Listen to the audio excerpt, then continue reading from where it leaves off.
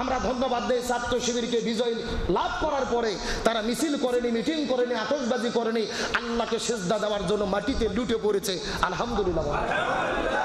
গতকালকে বাংলাদেশের ঢাকা বিশ্ববিদ্যালয় ডাকসুতে ইসলামপন্থীদের বিজয় হয়েছে, ইসলামপন্থীরা ভূমিধস বিজয় লাভ করেছে। আলহামদুলিল্লাহ বলেন। একেবারে 28 পদের 23 পদে তারা বিজয়ী। আর যারা অহংকার করেছে, দাম্ভিকতা করেছে, ভিসির সামনে হাত বাড়িয়ে অপমান করেছে, আল্লাহ তাদের ভূমিধস পরাজয় দিয়েছে। তার কারণ জয় দেওয়ার মালিকও আল্লাহ, পরাজয় করানোর মালিকও আল্লাহ। ভিপি হয়েছেন সাদিক কায়েম, জিএস হয়েছেন SM ফরাত, জিএস মহিউদ্দিন। আমরা ধন্যবাদ দেই ছাত্র শিবিরকে বিজয় লাভ করার পরে তারা মিছিল করেনি, মিটিং করেনি, আতশবাজি করেনি, আল্লাহকে সিজদা দেওয়ার জন্য মাটিতে লুটে পড়েছে। আলহামদুলিল্লাহ। তারা আনন্দ ফুর্তি করে নাই, আল্লাহকে সিজদা দিয়েছে, কান্না করে করে আল্লাহর কাছে দোয়া করেছে। যেই শিক্ষার আল্লাহর কোরআন দিয়েছেন, ইজা জাআ নাসরুল্লাহি ওয়াল ফাত, আল্লাহর পক্ষ থেকে যখন বিজয় আর সাহায্য আসবে, ফাসাব্বিহ বিহামদি রাব্বিকা ওয়াস্তাগফির, তখন তোমরা আল্লাহর কাছে তওবা করো, আল্লাহর জন্য সিজদায় পড়ে যাও, আল্লাহকে ডাকো, শুকরিয়া জ্ঞাপন করো। কার কথা? আর একটু জোরে বলেন। তার মানে বোঝা যায় আমরা অহংকারী হব না, আমরা আল্লাহকে ডাকবো, আল্লাহর শুকরিয়া জ্ঞাপন করব। কোরআনের পাখি শহীদ আল্লামা দেলোয়ার হোসেন সাঈদী বলেছিলেন, এমন একটা সময় আসবে, এমন একটা সময় আসবে, এমন কোন 56,000 বর্গ মাইলের এমন কোন জায়গা থাকবে না যেখানে ইসলামপন্থীরা শিবিরেরা যাবে না। শহীদ আব্দুল মালিক ভাই জীবন দিয়েছে, আবরার ফাঁদকে পিটিয়ে হত্যা করা হয়েছে, সেই মাটিতে আল্লাহ তাআলা ইসলামপন্থীদের বিজয় দিয়ে প্রমাণ করে দিয়েছে এই বিজয় হলো ইসলামপন্থীদের সূচনা। আগামীতে পুরো বাংলাদেশে কোরআনের শাসন কায়েম হবে ইনশাআল্লাহ। ইসলামের বিজয় কেউ ঠেকাতে পারবে?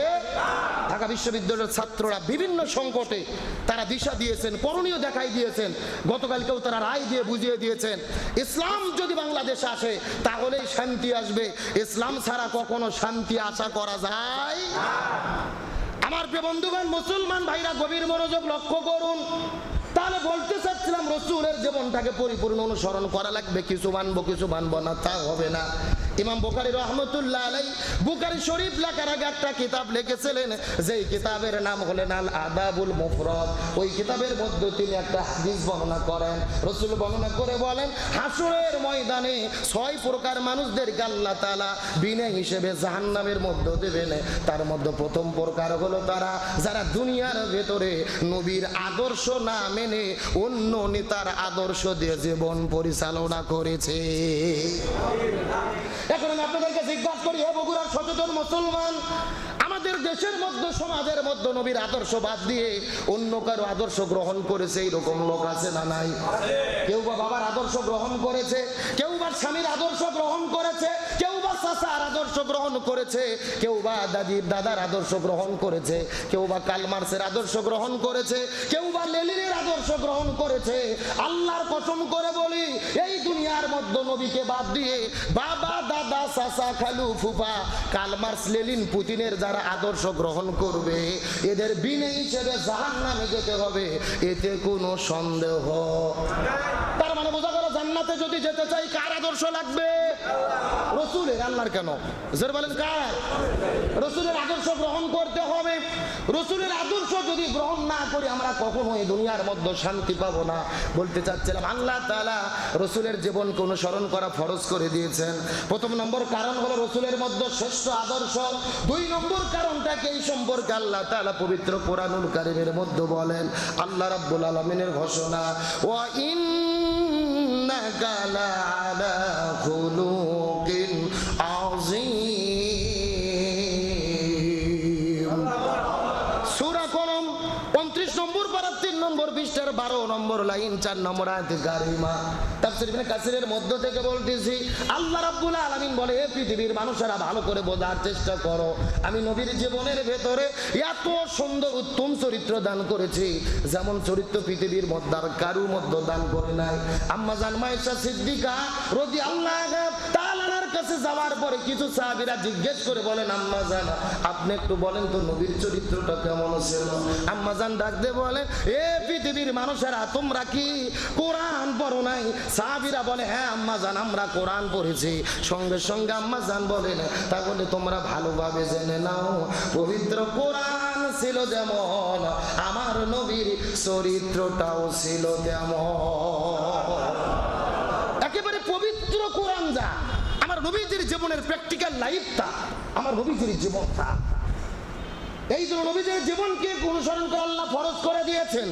এক নম্বর কারণ হলো নবীর মধ্যে রয়েছে শ্রেষ্ঠ আদর্শ, দুই নম্বর কারণ হলেন শ্রেষ্ঠ চরিত্র, আর তিন নম্বর কারণ সম্পর্কে আল্লাহ তাআলা কত চমৎকার করে বলেন, ওয়ামা আরসালনাকা ইল্লা রাহমাতাল লিল আলামিন। সূরা আম্বিয়া 17 নম্বর পারা 13 নম্বর পৃষ্ঠার 6 নম্বর লাইন 107 নম্বর আয়াতে কারিমা আল্লাহ রাব্বুল আলামিন বলে, হে পৃথিবীর মানুষেরা ভালো করে বোঝার চেষ্টা করো, আসমান জমিন গ্রহ পর্বত নক্ষত্র জ্যোতিষ্ক মণ্ডলী এই দুনিয়ার ভেতরে যা কিছু তোমরা দেখতে পারো, আমি আল্লাহ তাআলা যতগুলো জগৎ সৃষ্টি করেছি প্রত্যেকটা জগতের রহমত স্বরূপ আমি আমার নবীকে জমিনে প্রেরণ করেছি। এই নবী যে আমাদের জন্য ছিল রহমত, কিন্তু নবীর জীবনটা আমরা কেমন ভাবে অনুসরণ করব, লক্ষ্য করে কিছু কথা বলে আপনাদের মধ্য থেকে বিদায় নিব, ভালো করে বোঝার চেষ্টা করেন। আমাদের নবীজি 17 বছর বয়সের ভেতরে এই জমিনের মধ্যে একটা দল গঠন করেছিলেন, যেই দলের নাম হলেন হিলফুল ফুজুল। কি নাম বললাম? এই হিলফুল ফুজুল নামক দলটা গঠন করার পরে 17 বছর থেকে শুরু করে 40 বছর পর্যন্ত নবীজি 23 বছর ধরে চেষ্টা করেছে এই জমিনের মধ্যে শান্তি কায়েম করার জন্য, কিন্তু দুর্ভাগ্যজনক ব্যাপার হলো 23 বছর নবী চেষ্টা করার পরেও এই দুনিয়ার ভেতরে শান্তি কায়েম করতে পারলো। কথাগুলো সুন্দর করে বোঝার চেষ্টা করবেন। স্বয়ং নবী 23 বছর ধরে চেষ্টা করলেন, কিন্তু দুনিয়ার মধ্যে শান্তি কায়েম করতে পারলেন না। কিন্তু নবীজির বয়স যখন 40 বছর হয়ে গেল, আল্লাহ নবীজির উপরে যখন কোরআন নাজিল করলেন, নবীজি কোরআনের দাওয়াত যখন দেওয়া শুরু করে দিলেন, ওই কোরআন জমিনে বাস্তবায়ন হলো, সমাজে প্রতিষ্ঠা হয়ে গেল।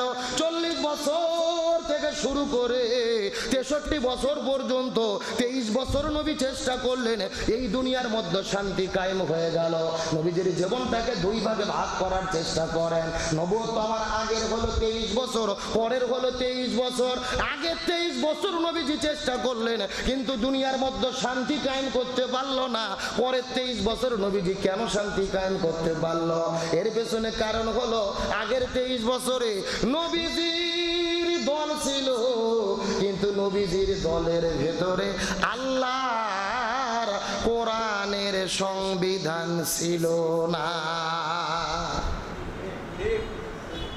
আমি কি বুঝতে চাই, আপনাকে বুঝতে পারছেন? এ আমার মতো ছুটকে ফাটকে হুজুর আর তেল তেলা গোয়েন্দার নেতা তো বহু দূর। স্বয়ং নবী চেষ্টা করছে, নবী তার দলের দ্বারা 23 বছর ধরে এই জমিনে শান্তি কায়েম করতে পারেনি। কারণ তখন নবী ছিল, নবীর দল ছিল, আল্লাহর কোরআনের সংবিধান ছিল না। তার মানে বর্তমানে বাংলাদেশে যেই দলগুলো শান্তি কায়েম করতে চাচ্ছে, ওই দলের দ্বারা শান্তি কায়েম সম্ভব না, যেই দল আল্লাহর কোরআনের সংবিধান দিয়ে পরিচালিত হয় না। কথা কি ক্লিয়ার না ভেজাল আছে? যারা নিজেরাই কোরআন দিয়ে চলে না, ওদের নিজেদের মধ্যে তো মারামারি করে এক বছরে 110 জন কুপকার। কথা কোন জায়গা? যাদের নিজেদের কাছে নিজেরা নিরাপদ নয়, তারা কি দেশ সমাজ রাষ্ট্র নিরাপদ দিতে পারবে? স্বয়ং নবী পারেনি, কোরআন সংবিধান না থাকার কারণে। তার মানে বোঝা গেল, তাম পৃথিবীতে যদি শান্তি কায়েম করতে চায়, কোরআনের নীতি জমিনে কায়েম করতে হবে। কোরআন ছাড়া জমিনে শান্তি আশা করা যায়? আমার যে বন্ধুগণ মুসলমান ভাইরা গভীর মনোযোগ লক্ষ্য করুন। এই জন্য আমার নবী যে বিদায় হজের দিন একটা হাদিস বর্ণনা করে বলে গেলেন গুরুত্বপূর্ণ কথা, তারাকতু ফীকুম আমরাইন লান তাদিল্লু মা তামাসসাকতুম বিহিমা কিতাবাল্লাহি ওয়া সুন্নাতা রাসূলি। এ পৃথিবীর মানুষেরা ভালোভাবে জেনে নাও, তোমরা যদি সফল হতে চাও, দুইটা জিনিস তোমাদের আঁকড়ে ধরতে হবে। আমি দুনিয়ার মধ্যে থাকবো না, এই দুনিয়া থেকে বিদায় নিয়ে চলে যাব। কিয়ামত পর্যন্ত যত মানুষ পৃথিবীতে আসবে, তোমরা যদি সফল হতে চাও, পথ ভ্রষ্ট থেকে যদি বাঁচতে চাও, তোমাদের দুইটা জিনিস আঁকড়ে ধরা লাগবে। চিৎকার করে বলেন কয়টা? এক নম্বর হলেন কিতাব আল্লাহ, আল্লাহর কিতাব যার নাম হলেন কোরআন, আর দুই নম্বর সুন্নাত রাসূলি, রাসূলের সুন্নাত। এই দুইটা জিনিস যদি আঁকড়ে ধরতে পারি, এই জমিনের মধ্যে শান্তি দেবে কে? গভীর মনোযোগ লক্ষ্য করে বোঝার চেষ্টা করেন। আমার নবীজি হাদিসের মধ্যে বলেন, কিয়ামতের আগে আখিরি জামানার ভেতরে যারা কিয়ামতের আগে আমার একটা মৃত্যু সুন্নাতকে আঁকড়ে ধরতে পারবে, একটা সুন্নাত যদি আঁকড়ে ধরতে পারে, একটা সুন্নাতের ওসিলায় আল্লাহ তার আমুলনামার ভেতরে 100টা গলা কাটা শহীদের সওয়াব দান করবে। কয়টা সুন্নাত? তবে শর্ত কি? সুন্নাত মৃত সুন্নাত। জোর বলেন, কি সুন্নাত? হ্যাঁ, এখন আমরা হাদিসটা বোঝার চেষ্টা করব যে কোন সুন্নাত মরে গেছে। কষ্ট হচ্ছে নাকি আপনাদের? কি মিনিট 15 আর টাইম দেওয়া যাবে না? শেষ করব? চলবে? আলোচনা চলবে? কারা কারা চলবে না হাত তোলেন তো।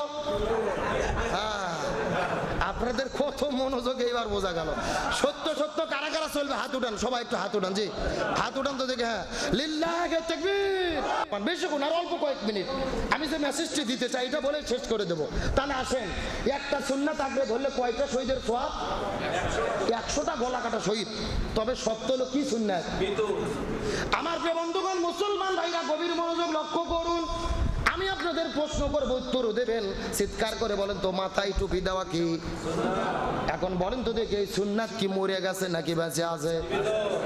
এই যে আপনারা আমরা আলোচনা শোনার জন্য এসেছেন, কারু মাথায় টুপি আছে, কারু মাথায় টুপি নাই, তার মানে বোঝা গেল এখনো এই সুন্নাত একেবারে মরে যায় নাই।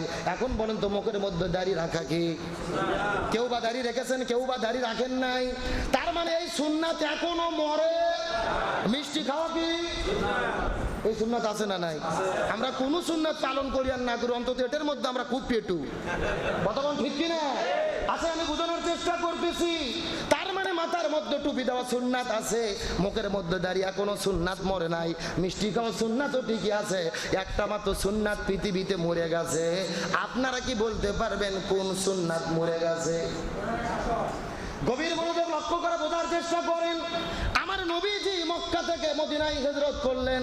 ওই মদিনায় যাওয়ার পরে মদিনা নামক একটা রাষ্ট্র গঠন করেছিলেন, আর আমার নবী হয়েছিল রাষ্ট্রপতি।